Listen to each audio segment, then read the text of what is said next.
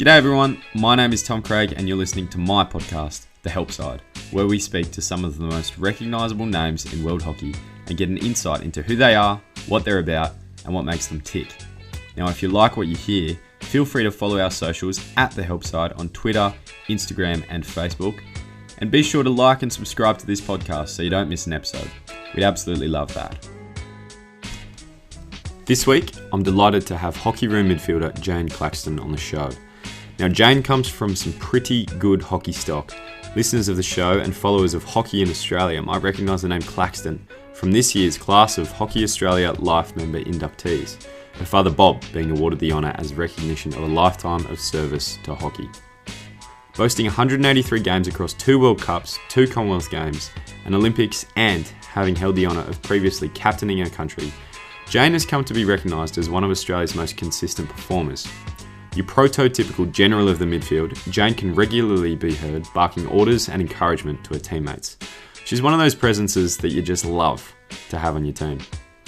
You'll find Jane to be the consummate professional, and her achievements and success in the green and gold of the Hockeyroos really won't come as a surprise after hearing what it takes for her to perform at the highest level. Jane takes us on her voyage from coming up through the ranks in Adelaide to what it's really like to represent your country, including some elements that people don't often talk about. With the highs of playing for your country come inevitable lows and hard times that don't always make the front page, but remain part and parcel of the gig. And Jane openly shares her story of navigating the pitfalls of elite sport. One aspect of international sport is the joy of travelling the world, and with this comes a roomie.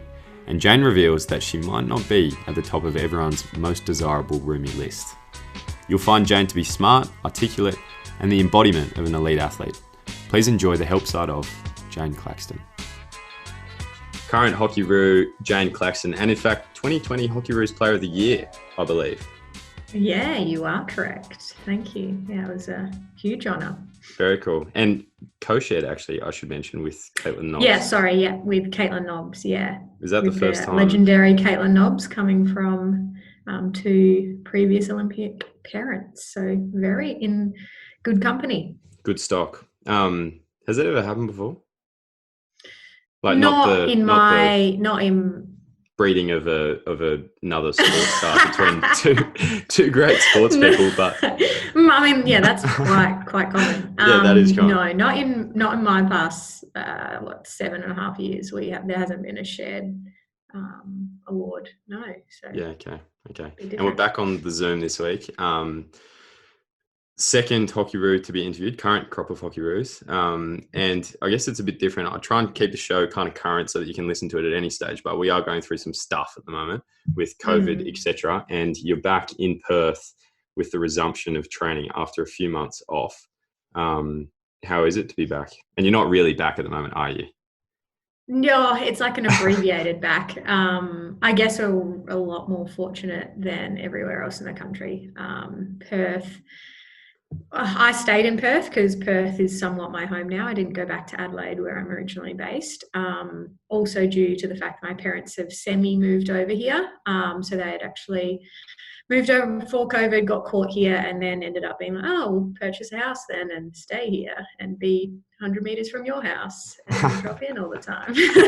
Wow, okay. After not living at home, after not living at home for like 7 years, that was hard to get used to, but I do really actually love them being here all the time. They take care of the dogs when I'm at work and stuff. Anyway, sidetracked.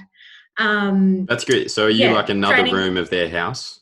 Or is it like, are there well, boundaries? Yeah, like it's like reversed now. So like when you were a kid, you'd come home, eat all the food that your parents bought. Now it's like they come to my house and take my stuff, and I come home, I'm like, hey, do you know where the milk went? And they're like, oh, we ran out. Or do you know where all my tools went? Because I'm trying to fix something. Oh yeah, I took them. I'm like, oh, great. What is happening in my life? That's classic. Nah. But yeah, Perth training environment, it hasn't really stopped for us in Perth. So we've been pretty fortunate in the fact that the girls that did stay, I think it was 6 of us in the end, we didn't really have a pause moment. It was like training slowed down a bit, but there wasn't a competitive period there like most states. but we pretty much ticked over every week having some sort of training. If it was like running based rather than being on the turf, because I think there was maybe 3 or 4 weeks there where we weren't on the turf.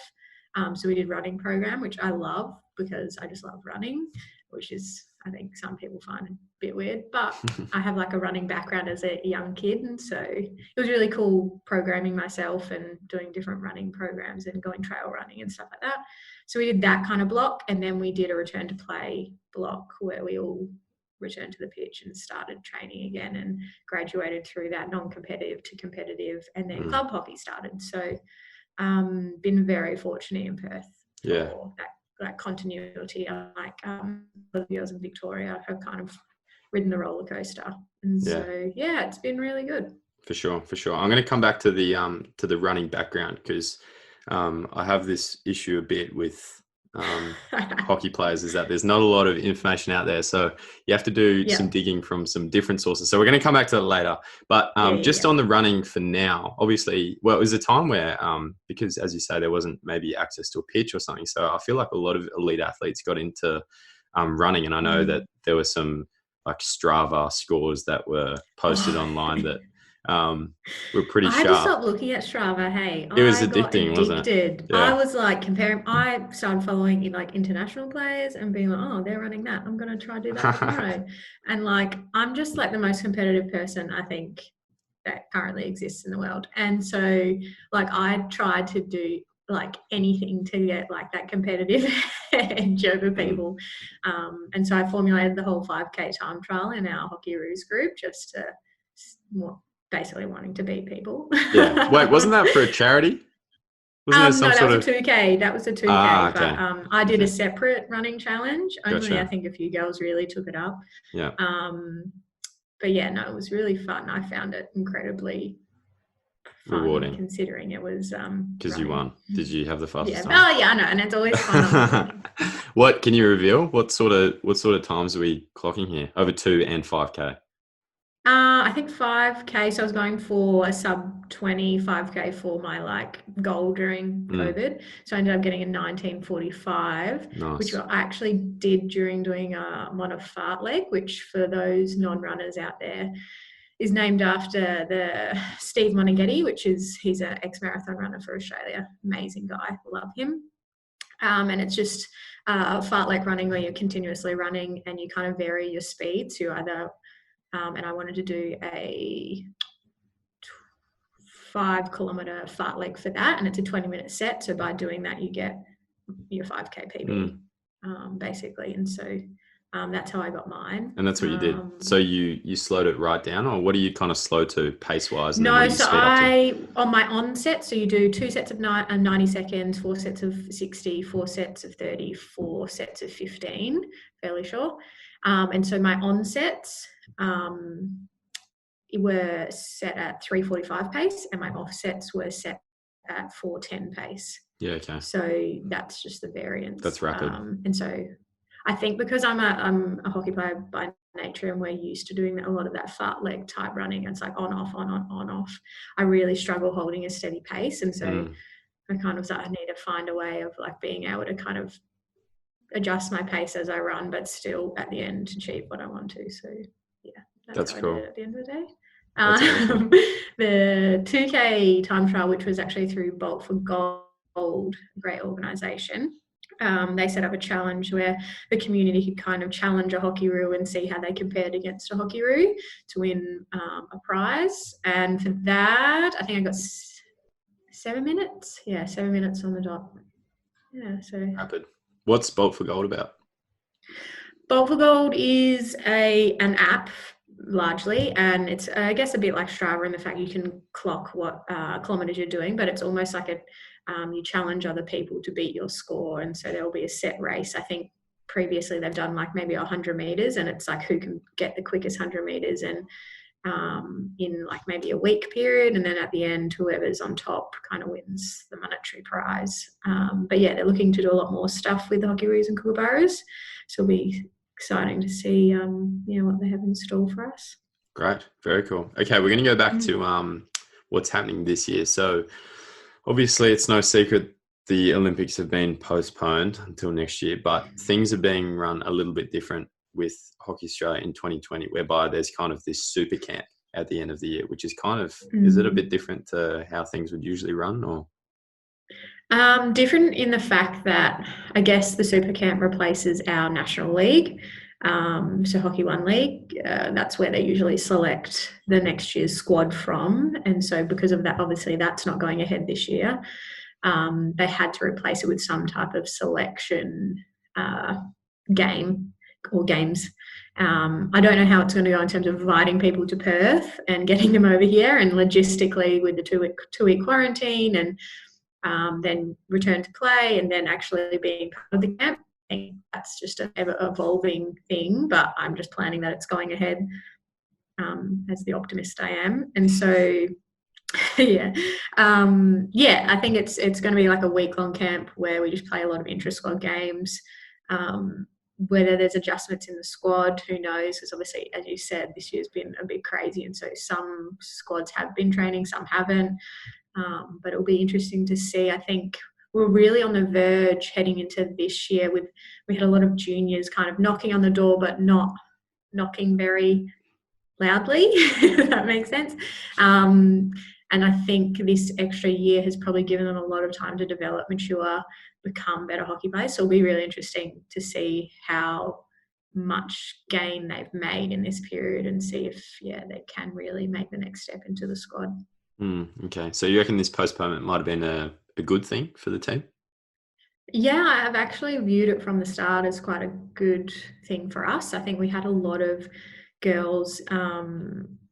I guess the theory is that you have to be like between your first 50 games is just like you're on the field with your head cut off running around. Not exactly, but you feel out of place. You don't feel like you've really not earned your stripes, but feel comfortable out there and feel like you can inject your strengths. And so we had a lot of girls in that category. And I think this year, even though we're not playing games, it's actually allowed them to become a lot more comfortable in an elite athlete environment and mature and become more robust athletes. And so for us, having such a younger team this year has really, I think, helped us and played into our favour in the fact that those girls get to develop and we have like a better base to build from, I guess. Seems like a pretty powerful mindset. I know that especially with individual sports, it seems that the postponement might take a little bit more of a toll, but how did you deal with it? It sounds like you're okay with it, basically. Yeah, I think I'm very good at compartmentalizing a lot of aspects of my life. Like if one thing's not going well, it doesn't affect the other part of my life. And I was really, really fortunate that the start of this year I actually got offered a full-time, or it was a part-time role at the start of the year as an occupational therapist. And so once all of, I guess, the COVID stuff happened, I just refocused my life to being an OT and that being the more dominant sphere, I guess, in my life now. Obviously, I still love hockey, and it's a great aspect of my life, and I still engage in it heavily. It's just I've been very fortunate to be able to have something else, and I think a lot of athletes heading into an Olympic year probably narrowed down to single focus, single mindset, which is definitely understandable. I can't do that personally because I just end up imploding and because I can't just focus on one thing. I almost like being busy and overdoing it sometimes. But I think I was very fortunate that I have that mindset. And so I could really easily just push my thoughts to another area. But obviously a lot of other athletes went into this year being full bore Olympic mode. That's my focus. And so, as you can tell, there's been a few people struggling with what's next and how to fill this gap. We're going to get to the OT side of things later because I know, as you say, that's a big part of your life, and I'm very interested to talk about that. But you mentioned you're from Adelaide, and Adelaide has a very proud history, particularly in the women's program. But they are a bit of a breeding ground for good hockey players, but perhaps not so much recently. In the very recent past. Can you tell us a little bit about the scene in Adelaide? And I know it's quite big in the country. Like I was surprised to learn that a lot of towns have hockey fields quite randomly. Yeah, it's crazy. It's definitely more of like a country dominant sport in Adelaide, and a lot of the talent comes from the country. And obviously they migrate into the city for uni, and once they've graduated high school, and that's when they, I guess, enter into the city comp. But most definitely, I think our strength comes from the country areas and regions. Often they dominate when we have regional competitions within South Australia. A lot of the country teams win out just because, yeah, they have the facilities and they train regularly on turfs and things like that.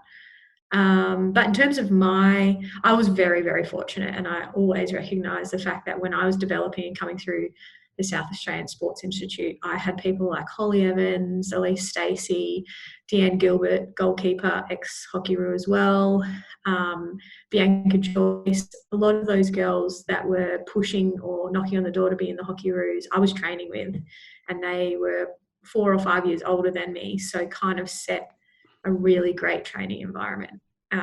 So yeah, as you said, we had a heap of girls coming out of SA, getting into the Hockeyroos or moving to Perth and being the development program and really pushing to the next level. And my hockey really benefited from that at the end of the day. But yeah, unfortunately, for I guess the age group below me, or the people that I guess stepped into SASI when I left, they probably didn't have those older girls that hung around and could drive the training environment. And so maybe that's where the deficit has happened. And you see it across the country. Each state comes in waves in terms of the talent they're producing, the amount of girls or boys being transitioning to the national program. And I guess that's the downside of having a centralised national program, is that sometimes you forsake the development in your own states. And the national program ends up paying at the end of the day because they don't have that depth to draw on when you get injuries or retirements. And so by all means, I think SASI has especially the women's program, has actually really picked up in recent periods, or especially over the last 2 years, since the girls have gotten older, gotten more mature, entering into that senior age group. There's definitely at least 3 girls coming through that have been in the Junior Australian development program, and definitely can make that transition to the senior program, given the amount of, if they can get the amount of exposure to senior hockey. But yeah, as I said, I think it's more because we have that centralised program. We remove those older, more mature heads in those institute environments away from that, which obviously needs to be done in order for us to be cohesive at the top level. But yeah, you kind of forsake that development at the institute level. I'm going to stop myself from asking whether you think that's the best way to do it in Australia. But let's go back to, unless you want to answer that. Oh, I don't like, it's much of a muchness. I don't have the solution. And Australia's so big at the end of the day, you can't compare us to Europe. And it's so, like, I hate when people do that. Like, why don't we just play club system and then travel around Australia? I'm like, that's not practical. Like, flights are like $500 to get to Perth. I'm not flying there for a weekend game. So it's just so hard to find the golden bullet in terms of development and creating a great platform for your senior team to draw on. So yeah, and especially obviously going beyond Tokyo, what's going to happen is the big question. I think that's in a lot of athletes' minds in hockey at the moment. And so yeah, definitely will be interesting the next 12 months. Can you just explain a little bit about what that's about? Yeah. So obviously, having a centralised program has a high monetary output, and there is a lot and resources that go into maintaining that and keeping the program running. And at the end of the day, there's not an endless money pit for us to draw on. And so they definitely do need to think of solutions in terms of how are we going to be the most economical, but still win medals and still be successful. And so there's, I guess, 2 different theories: that we maintain a centralised program and just either cull the amount that are in the squad, or have a different setup where you have more in development and less in the actual program being receiving funding, or you go the decentralised and you go into major hubs where you have maybe a Queensland hub, a Victoria hub, and then a hub somewhere else, whether it be WA, SA, NT, and people can join those hubs and train with other people relocating to those hubs. Or we just relocate the whole centralised program to the East Coast, which I'm sure a lot of East Coast people want. And it's just so hard because relocating that many resources, you're like, well, you're going to spend a lot of money doing it. But will it have more benefit longer term because there's, different resources to draw on the East Coast because there's so many more things happening and the AAS is actually based there. So can you draw on their facilities? So there's so many aspects, I guess, involved. And I think so many different parties have so many different views that I think someone's going to get pissed off at the end result. So I'm kind of really easygoing about it. I don't care where I live, as long as I get to see my loved ones every now and then. I'm pretty okay with it. Sure. Okay. Well, there's a bit of politics there, but the most pressing question for me is, I know there's this kind of East Coast, West Coast dichotomy, but where does Adelaide fit into that? Yeah, we're like Switzerland. South Coast? What do you guys call yourselves? And like, no, yeah, I don't know. We just call ourselves SA. Or just kind of like a neutral party and just don't. Yeah, we're just a neutral party. Like, just a commentator. I've always been the idea of why don't we just all come together and meet in the middle and have it in SA? Or Darwin. Apparently that's not a viable option. No, but it would be awesome. Upgrade all the facilities there. There's already a few national programs based in terms of sports out of SA, but yeah, I know that Victoria and New South Wales won't let us win that fight. So, yeah. Usually in a fight between New South Wales and Victoria, it ends up in Canberra. So that might be. Yeah, I know. And I'm like, no one wants to live in Canberra. Sorry, Canberrians. Yeah, my brother just moved to Canberra. Anyway, okay, so back to hockey in Adelaide. You're a kid once. What was childhood like for you? Yeah, and for those that don't know my family, and most people wouldn't, but my dad is a huge hockey fan and player and supporter and everything. And Hall of Fame. Life member. Yeah. Sorry, life you member go. in Hockey Australia. Yeah, sorry. Yeah. He just got inducted as a life member to Hockey Australia, so that probably speaks volumes in terms of his contribution to hockey. Not on the field.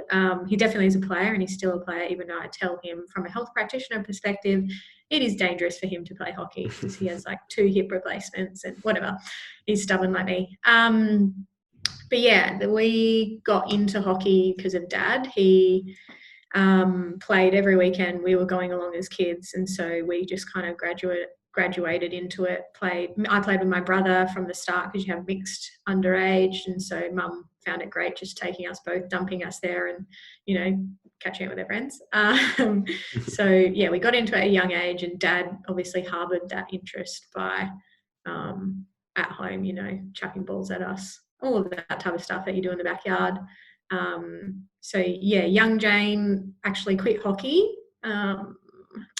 maybe as a 10-year-old because I hated playing with the boys because all they would do is hit the living shit out of the ball, and I was just like, what's the point? They don't pass to me. And so I went and played netball, don't know why, because I always got contacted out, so I'd be the person standing next to the person passing the ball because I would always not hit people, but I was just very competitive. And so that sport didn't suit me, and so I quickly returned to hockey about a year or two after that. I think those 2 years I probably became the least favourite child in our family because Dad just was all about hockey. So yeah, my childhood was definitely full of hockey. I've never have had a period where I've hated hockey for some strange reason. I think some kids go through that, especially when they have parents really invested in the sport, but I never did. It always seemed fun to me. I always liked it, and even having Dad as a coach through a lot of my junior career, and then sometimes my mum, I still didn't get that love of the game, didn't get detracted at all, which looking back on it is pretty surprising considering a lot of kids do tend to move away from a sport that's maybe really intense in their family. But yeah, I kind of loved it. And then, it seems to be a consistent theme. It's a very family-oriented sport, and for sure. It seems like you just kind of like being around the ground and at the place and that sort of thing. You're from Burnside, I believe. Had a brief Yeah, stint Burnside Hockey at Club. Grange Royal beforehand, and then Yeah. moved to Burnside. Yeah. So Dad's first hockey club was Grange Royals, and that's where I started all my junior stuff. And then we moved, and so we moved hockey clubs to Burnside. Me and my brother played for different clubs. There is a story behind that. So when I was returning to play hockey from my little sabbatical, I approached my brother's club called, I don't know, I'll mention it, Adelaide Hockey Club. And we approached them and go, oh, Jane's interested in playing. Can she come play in your under 13s team? And they said, no, sorry, we don't have enough room. So, yeah, we can't have her. And Dad was like, fine. And he was like outraged that anyone would turn down a Claxton. So, we approached which is pretty much down the road. And they said, yeah, come along, come to training. We're open, have heaps of space. And so, yeah, as they say, the rest was history. Well, it seems that's another theme. I mean, we spoke to Ava Huda a couple of weeks ago about her sabbatical, and after her sabbatical, she came back and was 2-time World Player of the Year. And after yours, at the age of 10, you came back to play for the Hockeyroos. So very similar. It's like very similar. It is a similar story. Like, very much so. Yeah.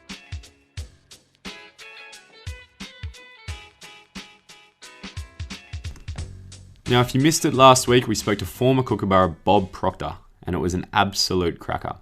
Now, Bob's time with the national team was spent in an era where things were pretty different to how we know them today, and he's got some of the best yarns in the business, like this one.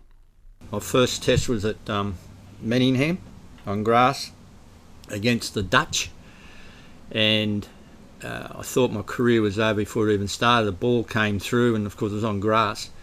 I went to kick the shit out of it, and the ball, I think my head was like a golf shot. My head went up in the air, and foot went this way, the ball went that way, and it ended up being a 16. I missed it in my first one and only test. and then in the second half, Jimmy Mason from Queensland was on the post, and in those days, the short corner hitter could put it anywhere. None of this back, flicking backboard it. Stuff. And Tees Cruz is the world leading hard hitter of that particular time, highest goal scorer in the 73 World Cup. He's come up. Meso's on the right post, and I've gone out a couple of steps. And the next minute, you hear crack. I've turned around to Meso. Meso's looked at me, and it's hit the post on the corner at shoulder height. And by the time we both looked around, the ball was just going over the sideline. And I said to Jimmy, did you see that? He went, nope. If it did Jim, he was a gonski. So that was my introduction to international hockey. And fortunately, that missed kick at the start of my career didn't impound on future selections.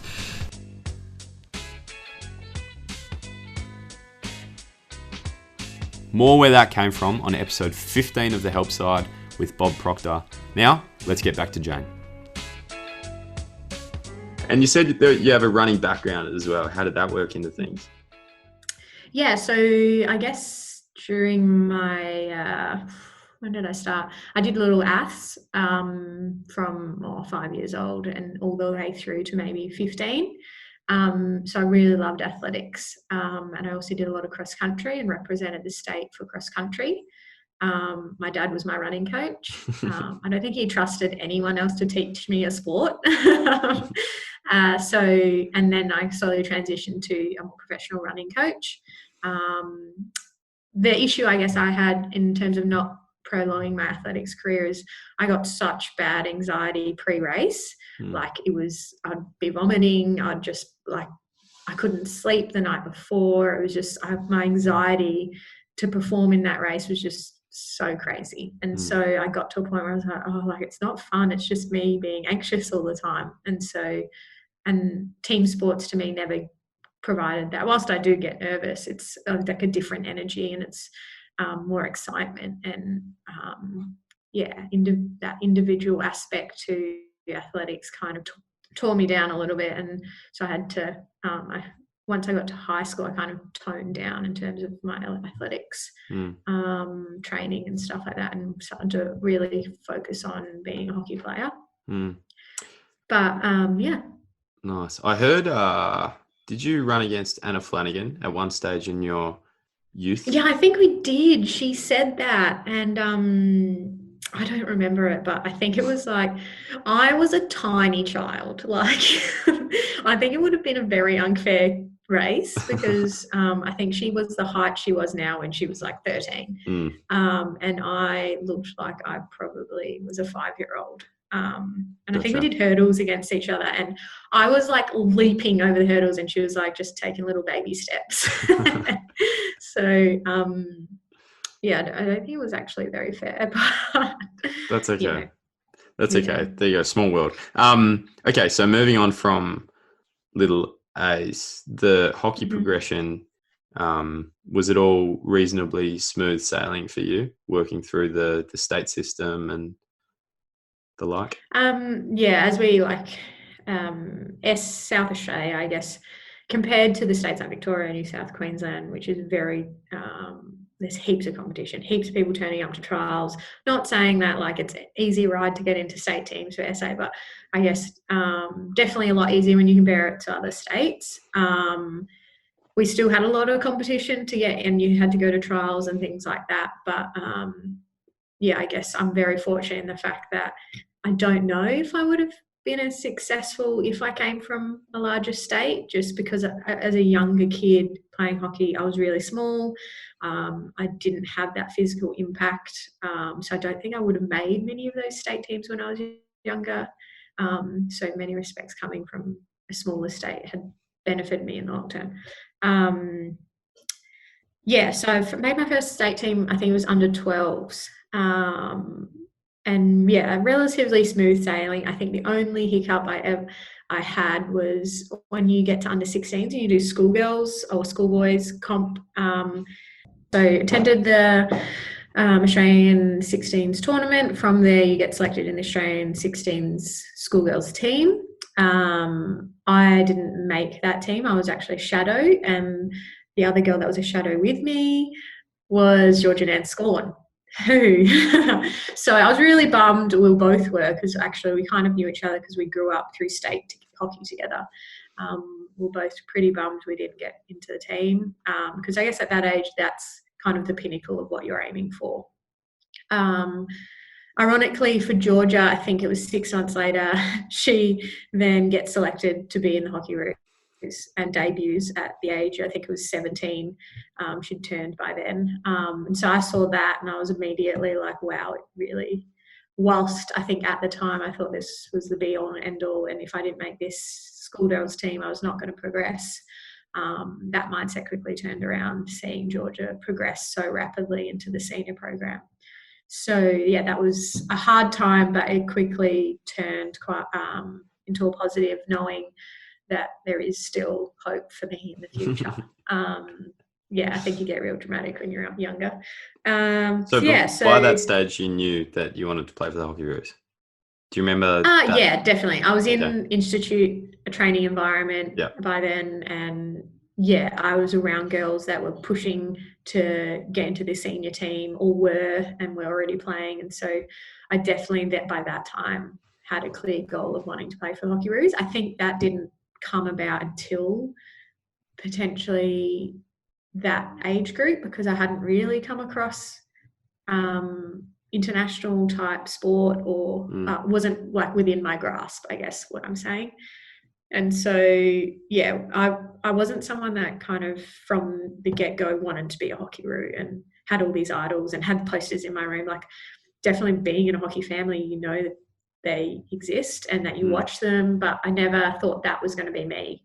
I knew I wanted to play a sport at an international level, but I didn't know what it was going to be until around that 16 age. So that's what I always tell little kids, is that like, it's not, you don't have your eyes or heart set on something from such a young age, because it may turn out that you do the exact opposite, or you go into a different sport and you progress maybe into a career that's not in a sporting industry, but something that you're really successful at, don't pigeonhole yourself so early that if that fails, then your whole life fails, or not that dramatic. But, like I feel like kids get like pigeonholed real early into just doing one sport, whereas I tried, I think, a million different sports and engaged in so many different environments that it was never on my mind to be an Australian Hockeyroos until you kind of, I guess, graduate high school and you're like, okay, what now? And you're not doing school sport and things like that. So yeah, I was probably not the typical graduate to the Hockeyroos, but yeah, definitely probably had a smoother sail going through the state ranks. I had my first taste of, I guess, international representation when I made the Hockeyroos, which is the junior version of the Hockeyroos. So it's now it's under 23s. During my time, it was under 21s. So I made that, I think, at the age of 19. I went on a few tours, and then I went to the Junior World Cup. But that at the same time I was going to the Junior World Cup, I was actually going to the Senior World Cup in that same year. So it was quite funny because I'd made the Hockeyroos once I turned 20. And so that year was quite hectic in the fact that I was a leader in the junior group, but like fresh Hockeyroos going to a World Cup. In 2014? Yeah. Okay.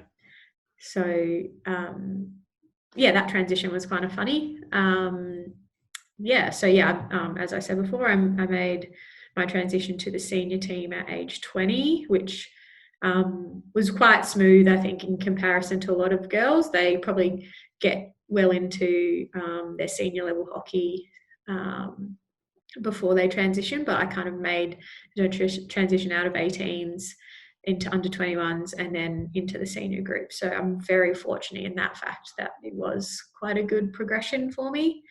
Moved over to Perth, as everyone does, at the age of 20, and I think I adapted pretty well. I haven't actually been home much in my 7 years I've been here. I think I've only been home 4 or 5 times.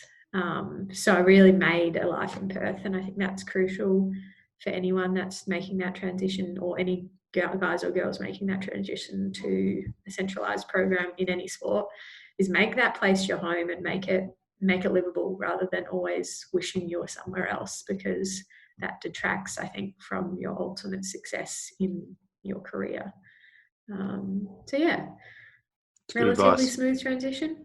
Sage advice. I'm interested in the relationship you shared with the teams. I mean, the only person I can think of who went to a World Cup and a Junior World Cup in the same year, or if not, I think he went to the Olympics. Knowlesy went to the 2004 Olympics before he went to the Junior World Cup. I'm pretty sure. I know, that's crazy. I mean, that's a different level entirely. But how do you, because I know that, some athletes might struggle going back into the junior role and kind of trying to be a little bit more than what maybe they're capable of at that time. And I'm not sure. How was that experience for you? Yeah, I wasn't the only one doing that transition. So obviously I grew up with the likes of Anna Flanagan, Jade Warrender, Georgia Ann Scorn, and I think Murphy Allendorf was also doing that transition at the time. So we had a few girls that were junior within the Hockeyroos at junior level, but also having at the top end of their junior age group representing at a World Cup. And so if you looked at our team on paper, we should have performed really well. And as you said, I think that pressure of performing at such a higher level because you're in the national team probably did affect us a lot. And so we didn't end up, I think, performing as well as we could have. I think we ended up coming 5th. I definitely think we had a medal-winning team, but we did not gel like a medal-winning team at the end of the day, and lost a few points from countries that potentially we shouldn't have. It was a great experience in the fact that it definitely tied up my junior career, and I progressed on from that. But yeah, as you said, it's so incredibly hard changing your mindset from being the junior player where you're just struggling to get by, just doing what you can and doing your role, to being a senior and setting the standard and dictating, I guess, how the team plays and what's happening on the field. I definitely struggled, I think. And I don't think I even played very well. I think I was also so tired from, I think we had a 6-week-long World Cup tour for Hockeyroos, and adding Com Games into that as well. It was just such a high. And then, following but that, we had Junior World Cup, and so I was just, I think, at the end of a long year, very tired. So, yeah. Yeah, I could imagine. I want to talk about being away on tour now, because obviously you've played 100, correct me if I'm wrong, but 183 games now for the Hockeyroos, which is a lot. As you say, you debuted in 2013 at the age of 20. So there's been a lot of hockey. And I'm just interested to hear about your insights into being away on tour with the Hockeyroos, what it's like. Do you love it? And just tell me about it. I do love it. I'm homebody in the fact when I'm home, I'm like always at home. I love being here, but I'm not attached to any type of environment. So I love going away and experiencing different cultures and being in different environments. The biggest thing I struggle with is like I'm a clean freak and like super hygiene focused.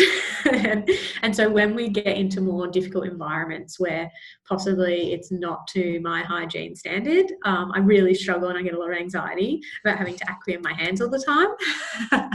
So this whole COVID thing has been like not out of the normal range of behavior. No. I actually think COVID has made society a better place for me because people don't come within the 1.5, which is great. People are hygienic. People stay home when they're sick. People wash their hands more regularly. It's like I'm living in my dream. Obviously, people are dying, so that's not my dream. But the hygiene factor is really great. So that's the only part I've really struggled to adjust to is that different cultural standard in regards to that. And I also in the same room as someone as well. Yes. And I am a huge person. I love my alone time. That's when I recharge. That's when I get all of the benefits from a training week. If I can have a whole weekend by myself, that's like my dream. I just love it so much. Or just being with my dogs. And so, that challenged me a lot to start with, is constantly being in a room with someone else and not having any private time for your like thoughts or just not talking. And it's a struggle finding a roommate that gels with you on that level, because initially you always have that like nervous banter where you're always having to fill the gap. And until you create a relationship in the team where you're with someone, you can just sit in the room and not talk to them and it'd be perfectly fine. I really struggled at the start. It's definitely difficult on prolonged tours, but I think we're lucky in these days, and the fact that with the pro league set up, we're changing countries all the time. So there's that constant different environment week to week, and you don't have the longer tournaments like we used to, like Champions Trophy, World Cup, Com Games, Olympics. Like you have a long build up. You're not just there for the 2 weeks. You're usually there for the 2 weeks prior. So it ends up being a 4-week long stint in the same room as someone in a really stuffy, windows don't open room. It's extremely difficult, but it's now my 7th year doing it. And so you almost prepare yourself mentally for that adjustment, as well as you know what to take with you to calm you down, occupy yourself. I know you guys bring PlayStations and your whole coffee paraphernalia.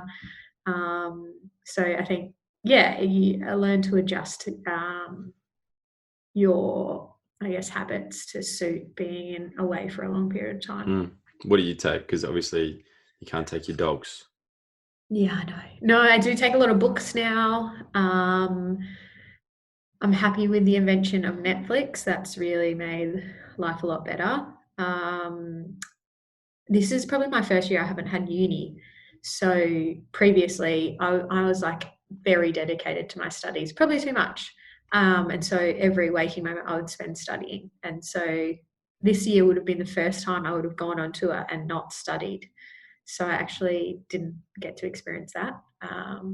which I was really looking forward to, because I always got to see people go out and look at all the sites and stuff, and I would be too paranoid about studying, so I'd stay in my room and study. So I was excited about this year, but fortunately that didn't happen. I'm interested in this in the roomie thing, because often you have one roomie, so two of you in a room for a whole tournament. Do you think it makes a difference or can it make a difference to performance, that kind of combination of people in a room? Yeah, for sure. I think even we have our psychs input in terms of who should room together, just based on personality, and whether you're both personalities that fill each other's cup up, which is terminology in terms of that meaning that like you recharge each other rather than drain each other's cup. And so we use that kind of analogy when you're mixing with each other.